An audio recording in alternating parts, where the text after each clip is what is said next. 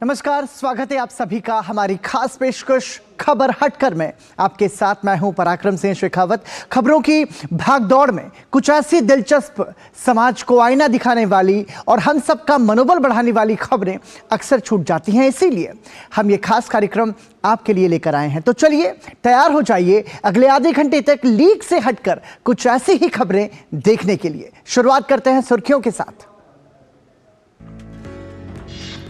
राष्ट्रीय राजधानी में आयोजित टेरा फेस्ट बना भारत की कला और संस्कृति को बढ़ावा देने का मंच। विभिन्न कलाकारों ने मिट्टी से बनी अद्भुत, अनोखी और पारंपरिक वस्तुओं को किया प्रदर्शित।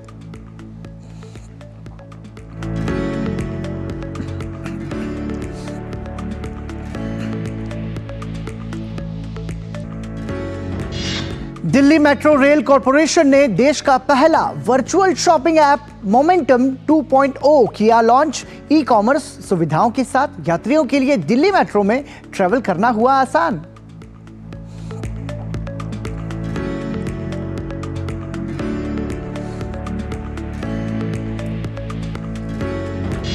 कश्मीर की पेपर मैश कला को एक नया आकार दे रहे हैं। श्रीनगर में नोपोरा के रहने वाले मोहम्मद यूसुफ पेपर मैश से ही बना रहे हैं डेली यूज के मजबूत और टिकाऊ सामान।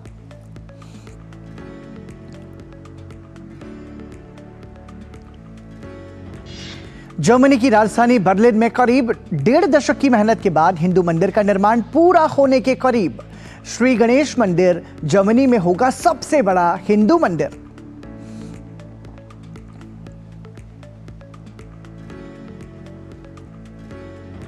गोवा में चल रहे राष्ट्रीय खेलों से ज्यादा दर्शकों को जोड़ने का प्रयास। खेलों का लुत्फ उठा रहे दर्शकों के लिए किया गया सांस्कृतिक उत्सव का आयोजन। और आइए खबर हटकर में सबसे पहले बात करते हैं परंपरा और विरासत की।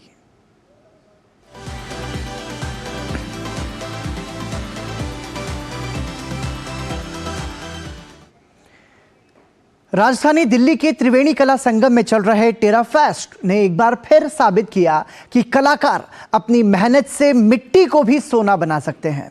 त्योहार के मौसम में यहां खरीदारों के लिए कई विकल्प थे।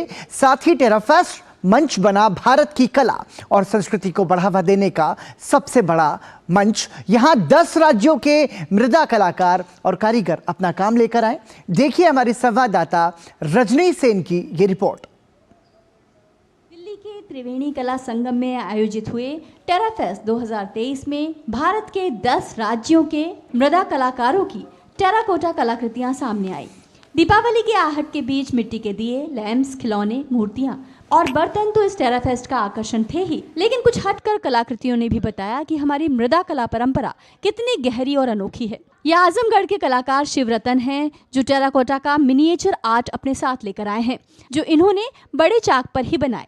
एक अलग खासियत है कि मिट्टी के ऊपर सिल्वर वर्क, जो पूरे वर्ल्ड में ऐसा काम नहीं होता। हमने मिट्टी को जो कितना खूबसूरत रूप दिया। देखिए मिट्टी की ज्वेलरी भी आप सामने देखिए, बड़े बड़े मॉडल्स सब पहने भी हैं। तो वहीं कोल्हापुर से आए गौरव अपनी कला के जरिए जेंडर सेंसिटिविटी जैसे मुद्दों को उठा रहे हैं। अपने काम में वे महाराष्ट्र के ट्रांसजेंडर समुदाय को भी सहयोगी बना रहे हैं। कोल्हापुर में जो भी टूरिस्ट आते हैं तो उनके लिए ये return gifts as a Kolhapur के रिमेम्बरेंस ये काम बनाया जा रहा है।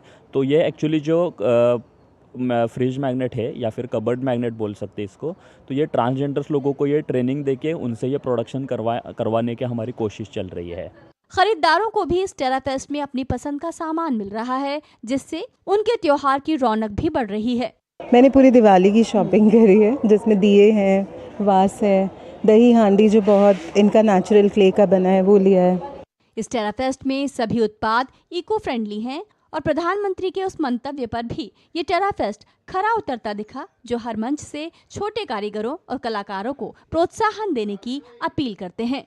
दिल्ली के त्रिवेणी कला संगम में आयोजित टेरा फेस्ट एक तरह से मंच बना हुआ है एक भारत श्रेष्ठ भारत का और भारत की कला और संस्कृति का, जहां मिट्टी से बनी कलाकृतियों ने न केवल दर्शकों और कला प्रेमियों का दिल जीता है, बल्कि हमारे कारीगरों की हुनर को, उनकी साधना को भी हम तक पहुंचाया है। कैमरामैन मोंटी के साथ डीडी न्यूज़ के लिए रजनी सेन की रिपोर्ट। वहीं दिल्ली के त्रिवेणी कला संगम में आयोजित टेरा फेस्ट में कई उत्कृष्ट कलाकार सामने आए। ग्वालियर कलाकार हरीश धवन यहां टेरा कोटा के आभूषण लेकर आए। उनकी टेरा कोटा प्रतिकृतियों को नए संसद भवन की कला वेदिकाओं में भी जगह मिली है। हरीश धवन ने मिट्टी के रुद्राक्ष की माला भी बनाई है, जिससे भरपूर सराहना मिल रही है। देखिए रजनी सेन की ये दूसरी रिपोर्ट। हरीश जी, आपका काम जो है वो ग्वालियर की मिट्टी से निकलकर संसद भवन की मिट्टी तक पहुंच गया, ज़रा वो यात्रा बताइए। ये जो काम है मैंने अपने एजुकेशन के टाइम पीरियड में सीखा और कुछ ट्राइब्स में जाके भी मैंने काम सीखा है, जिसको मैं कर रहा हूँ। मोस्टली ज़्यादातर मिट्टी में काम जितने भी हमारे पोटर भाई हैं वो व्हील के ऊपर काम करते हैं या बिना व्हील के भी काम करते हैं, पर वो ज्वेलरी नहीं बनाते। मैं सिर्फ ज्वेलरी ही मिट्टी की बनाता हूँ और इसी में मैंने अपनी जो एक पहचान बनाई है और एक इसमें मेरी ज्वेलरी में मास्टरी है। और आपकी जो एक शिल्प कला है जो नज़र आएगी नए संसद भवन में, ज़रा उसके बारे में बताइए। संसद भवन में जो चयन हुआ है लोक कला के हिसाब से हुआ है, उनको अंदर आंतरिक सज्जा के लिए जो भी चीज़ों का डेकोरेशन करना था, जिसमें हमारी भारत के विभिन्न प्रदेशों की लोक कला को वो जीवंत रूप में प्रदर्शित कर सके। ये रुद्राक्ष है और ये रुद्राक्ष मिट्टी का बना हुआ है और इसका साइज़ जो है काली मिर्ची के साइज़ का है। इसके अंदर रुद्राक्ष जो है 1 से 14 मुखी तक का होता है। इसमें 3 से लेकर 14 मुखी तक के रुद्राक्ष का हमने सामने दर्शा रहे हैं। ये 1, 2, 3 होता हुआ ये 14 है। इसकी जो लाइनिंग्स होती है, इस लाइनिंग को मुख बोलते हैं। तो इस हिसाब से ये मेरा दावा है कि कोई भी इसको 1 फुट दूर से, जो एक्सपर्ट अपने आप को कहता है कि मैं बहुत बड़ा रुद्राक्ष का एक्सपर्ट हूँ, वो 1 फुट दूर से देखकर ये नहीं बतला पाएगा कि ये ओरिजिनल है कि मिट्टी के बने हुए हैं। ये मछली के रूप में है। हमारे यहाँ पर मछली को बहुत ज़्यादा शुभ माना गया है। आप जो है ऑर्गेनिक रंगों को लेकर भी बहुत अच्छा काम कर रहे हैं। ऑर्गेनिक रंगों के लेके भी मैं काम करता हूँ। ये ऑर्गेनिक कलर्स जो हैं मैं खुद बनाता हूँ और उसको कपड़ों पे, खासतौर से टी शर्ट्स पे भी बनाता हूँ। और ये जो मैंने आज पहनी हुई है, इस पर भी जो है लोक कला की कृति है और ये सारे ऑर्गेनिक कलर ही लगे हुए हैं। त्योहारों का सीजन है, लोग अपने आप को भी सजाना चाहते हैं, घरों को भी सजाना चाहते हैं, तो आप एक कलाकार हैं। यहाँ इस मंच से आप क्या अपील आम लोगों से करना चाहते हैं? कुछ भी करिए, हस्तकला की भले चाहे छोटी कृति वो खरीदें। मेरा मतलब मेरी आइटम नहीं, सबों के आइटम में से कुछ भी खरीदेंगे तो निश्चित रूप से इस हस्तकला की बनी हुई चीज़ों को एक बढ़ावा मिलेगा। तो ये थे ग्वालियर के शिल्पकार कलाकार हरीश धवन, जो अपनी कला के माध्यम से न केवल भारतीय कला संस्कृति को बढ़ावा दे रहे हैं, बल्कि इको फ्रेंडली, पर्यावरण प्रेमी कला को भी बढ़ावा दे रहे हैं। कैमरामैन मोंटी के साथ डीडी न्यूज़ के लिए रजनी सेन की रिपोर्ट। और इसी के साथ फिलहाल खबर हटकर में रुक रहे हैं एक छोटे से ब्रेक के लिए। देखते रहिए डीडी न्यूज़। अब क्या देख रहे हो पापा? तुम कहते हो ना कि स्टॉक मार्केट में बहुत सोच समझ कर इन्वेस्ट करना चाहिए, बस थोड़ा सा ज्ञान ले रहा। किससे? हर एक स्टॉक्स एक्सपर्ट है, मस्त एजुकेशनल वीडियोस बनाता है और अच्छी इन्वेस्टमेंट की टिप्स भी देता है। पापा इन वीडियोस पे ना जाएं, अपना रिसर्च खुद करें या सेबी रजिस्टर्ड इन्वेस्टमेंट एडवाइजर से संपर्क करें। एजुकेशन के नाम पर कुछ इन्फ्लुएंसर्स अक्सर इन्वेस्टर को मिसगाइड करते हैं, नुकसान आपका होगा। सोच कर समझ कर इन्वेस्ट कर। एक बार फिर आपका स्वागत। आप देख रहे हैं खबर हटकर और आइए अब ऐसी खबरों पर नजर डालते हैं जो आपके शहर और आपके गांव से जुड़ी हैं।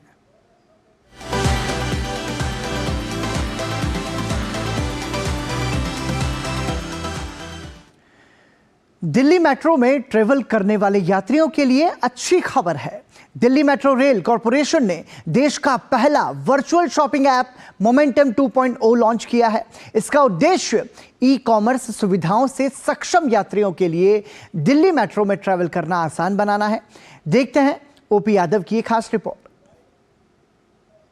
मेट्रो रेल कॉरपोरेशन ने अपने यात्रियों को दीपावली से पूर्व ई कॉमर्स सुविधाओं का शानदार तोहफा देते हुए देश का पहला वर्चुअली शॉपिंग ऐप लॉन्च किया है।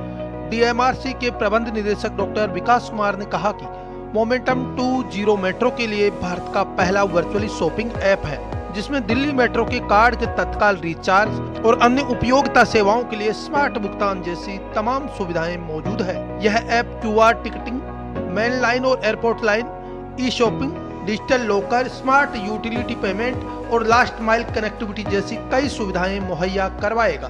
सारी चीज़ें ऑन द गो, यहाँ पर वो ट्रेन के अंदर बैठा है, अपने ऐप पे उसने ऑर्डर किया, वो जहाँ पे डेस्टिनेशन स्टेशन है वहाँ पे अवेलेबल हो गया, लॉकर से लेके घर चला गया। दूसरी चीज़ ये इस पे टिकटिंग फैसिलिटी अवेलेबल है, वो उसके लिए बहुत कन्वीनियंस है, कैशलेस है। थर्ड है जो इसमें एआई यूज़ करके वो पैसेंजर की प्रेफरेंसेस के बारे में वो जानेंगे, वो जिस एरिया में जा रहा है इन सब से कुछ सेल चल रहा है तो ये सारी इन्फॉर्मेशन उसको पता चलेगी। इस ऐप को तैयार करने में डीएमआरसी को तकनीकी सहयोग देने वाले टेक्नोक्रेट्स ने भी इसे उपयोगकर्ताओं के लिए बेहद उपयोगी बताया। सॉफ्टवेयर हमारा है, ऐप हमने डेवलप करी है, जो फीचर्स हम लेके आए हैं वर्चुअल स्टोर का, लॉकर का, ये पहली बार भारत में हो रहा है। विदेश में लॉकर्स वगैरह अवेलेबल हैं, वहाँ पे होते हैं, बट हिंदुस्तान में ये it has been done for the first time. जो लॉयल्टी प्रोग्राम में आपको हर बार ट्रैवल करोगे, आप कुछ भी काम करोगे इस ऐप के थ्रू, तो आपको कुछ लॉयल्टी पॉइंट्स मिलेंगे।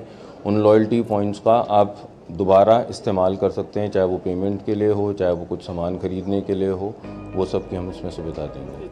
यह ऐप स्टेशन की जानकारी के साथ साथ सुविधाओं के स्थान, गेट, लिफ्ट, एस्केलेटर, प्लेटफार्म और पहली और अंतिम ट्रेन के समय की जानकारी भी देगा।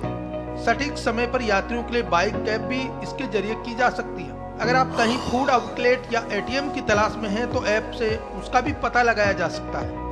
ऐप स्टेशनों पर उपलब्ध दुकानों, आउटलेट, कियोस्क और एटीएम की भी जानकारी देगा। इस ऐप के जरिए उपयोगकर्ता घरेलू बिजली जैसे गैस, मोबाइल, एटीएम, फास्टैग जैसे भुगतान भी कर सकेंगे। दिल्ली मेट्रो रेल कॉरपोरेशन उपभोक्ताओं के हितों में अक्सर नवाचार करता रहता है और इसी क्रम में अब एक और नवाचार देश के सामने है। जी हाँ, यह है डीएमआरसी मोमेंटम 2.0। इसके जरिए एक और जहां दैनिक जीवन में आवागमन के उपभोक्ताओं को सरल और आसान सुविधा मिलेगी, वहीं दूसरी ओर क्यूआर टिकटिंग के अलावा वर्चुअली स्टोर पर खरीदारी के साथ साथ डिजिटल लॉकर जैसी कई तरह की अन्य सुविधाएं भी उपभोक्ताओं को मिलेगी। मेरे सोगी कैमरामैन सनी कालरा और सौरभ के साथ मैं OP Yadav, DD news, Delhi. जहां चाह वहां राह, इस कहावत को सच साबित करती ये खबर देखिए।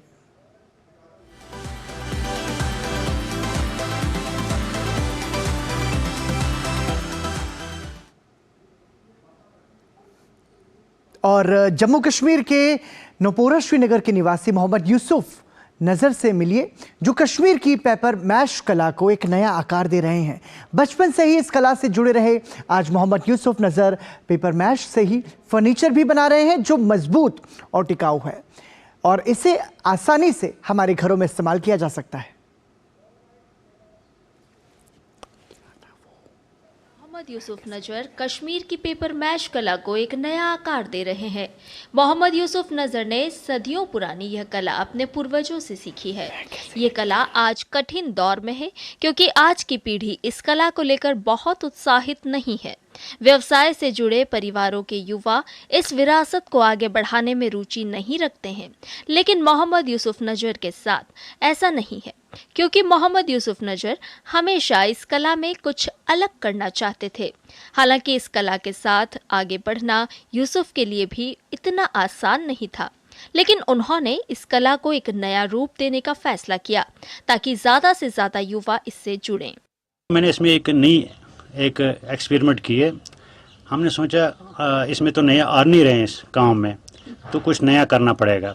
क्योंकि मैं पिछली दफ़ा मैं सोनमर्ग बालगाम में गया था, वहाँ पे जो दरख्त थे वो सब कुछ मैंने कटे हुए देखे, खाली उनकी जड़ मुझे नज़र आ रही थी। मैंने कहा इसके लिए हमें काम करना चाहिए, तो उसके लिए मैंने एक टेबल बनाया, बड़ा अच्छा टेबल बनाया। तो उस पर मैंने बहुत तजुर्बे किए, उस पर मैंने बहुत वज़न डाल दिया, हर चीज़ से इसमें लिहाज से मैंने अच्छा बनाया। वो इन्वायरमेंट के लिए वो बड़ा फ़ायदा, अगर वो आगे मार्केट में जाए ना तो वो उसका बड़ी डिमांड होगी। अगर यूरोप में भी जाएगा वो बड़ा उसमें स्कोप है इस काम में, नए काम में, और सीखने में भी आसानी हो जाएगी, उसमें इतना मुश्किल काम है ही नहीं। बचपन से ही इस कला से जुड़े रहे आज मोहम्मद यूसुफ नजर पेपर मैश से ही फर्नीचर भी बना रहे हैं, जो मजबूत और टिकाऊ है और इसे आसानी से हमारे घरों में इस्तेमाल किया जा सकता है। उनके काम को सरकार ने भी मान्यता दी है। Bureau report, DD news. तो कश्मीर की ये खबर एक तरीके से पर्यावरण संरक्षण का भी संदेश हम सभी को दे रही है और इसी के साथ बुलेटिन में फिलहाल रुक रहे हैं एक और छोटे से ब्रेक के लिए। देखते रहिए डीडी न्यूज। तुम्हें पता है इन्वेस्टर्स के लिए एक इन्वेस्टर प्रोटेक्शन फंड होता है IPF, लेकिन अगर तुम्हारा ट्रेड एक्सचेंज पर एग्जीक्यूट नहीं हुआ या फिर कोई गारंटीड रिटर्न्स वाली स्कीम है तो ये IPF आपकी मदद नहीं कर सकता है।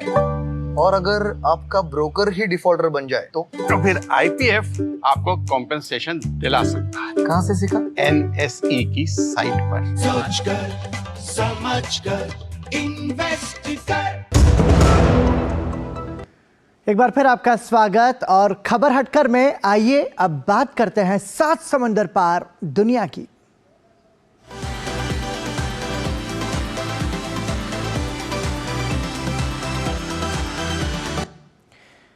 जर्मनी की राजधानी बर्लिन में करीब 1.5 दशक की मेहनत के बाद हिंदू मंदिर का निर्माण पूरा होने के करीब है। ये जर्मनी में सबसे बड़ा हिंदू मंदिर होगा। समुदाय आधारित ये परियोजना ऐसे समय में आई है जब जर्मनी में भारतीय प्रवासियों की संख्या लगातार बढ़ रही है। मंदिर के शुभारंभ की तैयारियों जो है वो अपने अंतिम रूप चरण में है। हमारे संवाददाता ट्रेंट मरे ने श्री गणेश मंदिर का दौरा कर इसका जायजा लिया। जर्मनी की राजधानी बर्लिन की हलचल और चहल पहल से दूर उपमहाद्वीप के आध्यात्मिक परिवेश का एहसास कराती एक अलग दुनिया, एक समर्पित और दृढ़ भारतीय समुदाय शहर के हिंदुओं के लिए घरों से दूर धार्मिक और सांस्कृतिक केंद्र बनाने का सपना पूरा हो रहा है। हमारी प्रेरणा दक्षिण, उत्तर, पूर्व और पश्चिम सभी को एक साथ शामिल करने और भारतीय एकता बनाने की रही है। लेकिन न केवल भारतीयों के लिए बल्कि सिंगापुर, नेपाल, भूटान और श्रीलंका के लोगों का भी हम अपने समुदाय के हिस्से के रूप में स्वागत कर रहे हैं। हम यहाँ इतने लंबे समय से रह रहे हैं और हमने कभी इस तरह का मंदिर नहीं बनाया है। समुदाय की 15 वर्षों की कड़ी मेहनत और रचनात्मकता के बदौलत उपनगरीय पार्क में भूमि के इस टुकड़े को आध्यात्मिक दर्शन के रूप में बदला जा रहा है। अलग अलग पीढ़ियों के श्रमदान से एक पुराने सपने को हकीकत में बदलते देखा जा सकता है। इस परियोजना को पूरा करने के लिए हर साल भारत से कुशल वास्तुकारों और कारीगरों की टोली यहां पहुंचती रही है। देवताओं की मूर्तियों को सीमेंट से बनाया गया है। भारत में हम इन्हें पत्थरों से बनाते हैं। महंगे होने के कारण पत्थरों को यहाँ नहीं लाया जा सकता, हालांकि ये पत्थर की तरह ही दिखते हैं। इसका निर्माण पूरा हो जाने के बाद ये श्री गणेश मंदिर जर्मनी का सबसे बड़ा हिंदू मंदिर होगा। एक ऐसा समुदाय मंदिर में पूजा अर्चना कर सकेगा जिसका आकार लगातार बढ़ रहा है। समिति ने नई दिल्ली और बर्लिन के बीच बढ़ते आर्थिक, राजनीतिक और सामाजिक संबंधों के लिए आभार प्रकट किया। भारतीय मेहनती और ईमानदार लोग हैं, वे यहाँ के समाज में बहुत अच्छे से घुल मिल जाते हैं। यही कारण है कि जो छात्र यहाँ आते हैं वे वास्तव में अच्छी तरह से आत्मसात हो जाते हैं। बर्लिन स्टार्टअप हब है, इसलिए हम बहुत से भारतीयों को अपने स्टार्टअप विचारों के साथ अपनी खुद की कंपनियां शुरू करते हुए देखते हैं। इतने बड़े परियोजना पर निश्चित रूप से बड़ा खर्च होगा, लेकिन मंदिर से जुड़े लोग इसे कर्ज के पैसों से नहीं बनाना चाहते हैं। इसलिए स्थानीय भारतीय समुदाय के सहयोग से इसे पूरा किया जा रहा है। गणेश मंदिर का निर्माण पूरा करने का लक्ष्य अगले साल की पहली तिमाही रखा गया है, जिसके लिए वहां मौजूद भारतीय दूतावास करीबी समन्वय बनाए हुए है। मंदिर का निर्माण भारतीय समुदाय लोगों के लिए मील का पत्थर साबित होगा, जो वहां रहने वाले लोगों की अगली पीढ़ियों के लिए धार्मिक और सांस्कृतिक विरासत को संजोने का काम करेगा। ट्रेंट मरे, डीडी न्यूज, बर्लिन। और आइए बात करते हैं ज्ञान और विज्ञान की, जिनका हमसे गहरा संबंध है।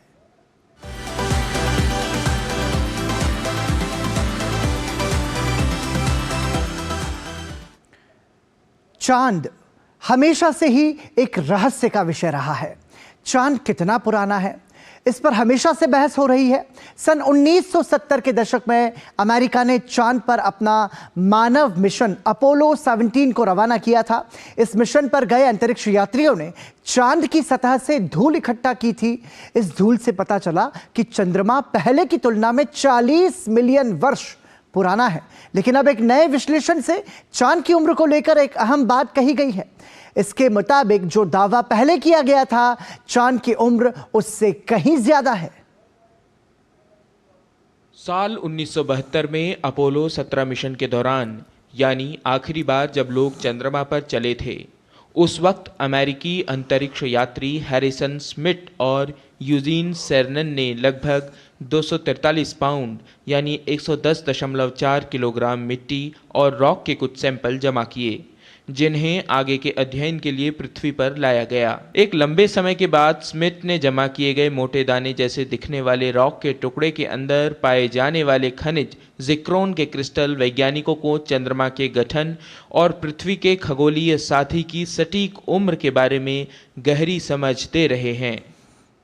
चंद्रमा का वातावरण बहुत स्थिर है, ये उनके व्यक्तिगत सिस्टम पर बहुत प्राचीन प्रभावों या कुछ अन्य घटनाओं को रिकॉर्ड कर सकता है।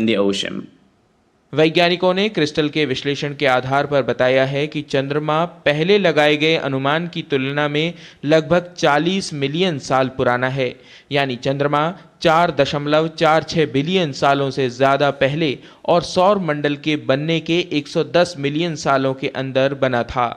इसके निर्माण के पीछे की प्रमुख परिकल्पना यह है कि सौर मंडल की शुरुआत के दौरान थिया नामक एक मंगल ग्रह के आकार की वस्तु आदिकालीन पृथ्वी से टकराई थी। इसने मैग्मा नाम की मॉल्टेन रॉक को अंतरिक्ष में विस्फोट कर दिया, जिससे एक मलबे की डिस्क बन गई जो पृथ्वी की परिक्रमा करती हुई चंद्रमा में एकत्रित हो गई। लेकिन चंद्रमा के बनने का सही समय बताना अभी भी कठिन है। Bureau report, DD news. और आइए खबर हटकर में अब खेल खेल में क्या कुछ अलग है देखते हैं।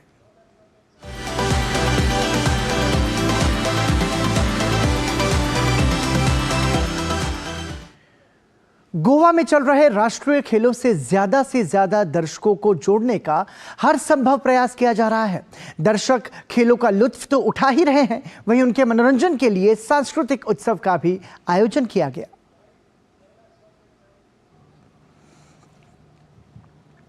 गोवा में चल रहे राष्ट्रीय खेलों से ज्यादा दर्शकों को जोड़ने का हर संभव प्रयास किया जा रहा है। दर्शक खेलों का लुत्फ तो उठा ही रहे हैं, उनके मनोरंजन के लिए सांस्कृतिक उत्सव का भी आयोजन किया गया। इस सांस्कृतिक उत्सव में स्त्री गर्जना नाम के एक समूह ने सुंदर प्रस्तुति दी। स्त्री गर्जना अपनी तरह का पहला स्त्रियों का समूह है जो पारंपरिक रूप से पुरुषों द्वारा बजाए जाने वाले वाद्य यंत्रों को बजाता है। इधर सब वेदर है तो हम बहुत खुश है कि ये एंटरटेनमेंट इधर गेम्स को आया है, तो we are so happy you know. स्थानीय कलाकारों ने गणेश वंदना की प्रस्तुति भी दी। पार्वती नंदन गजानना रिद्धि सिद्धिदा गजानना। गोवा के मशहूर कलाकार कार्लोस गोंजाल्वेस ने अपने ग्रुप टॉकिंग ड्रम्स के साथ प्रस्तुति दी। छोटे छोटे बच्चों से लेकर बुजुर्गों तक सभी ने ड्रम बीट्स पर इन धुनों का आनंद लिया। कार्लोस ने खुशी जताई कि उनके ग्रुप को राष्ट्रीय खेलों से जुड़ने का और सबके सामने प्रस्तुति देने का मौका मिला।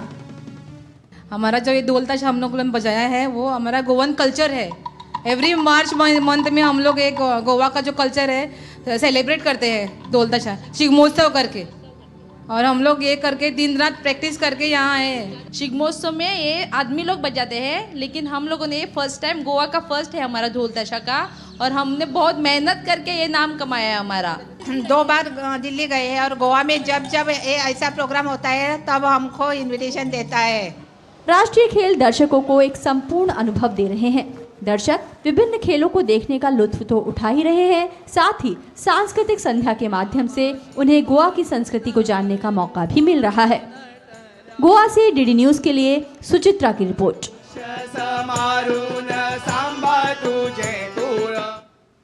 और आइए अब चलते चलते में नजर डालते हैं आपके लिए क्या नया है।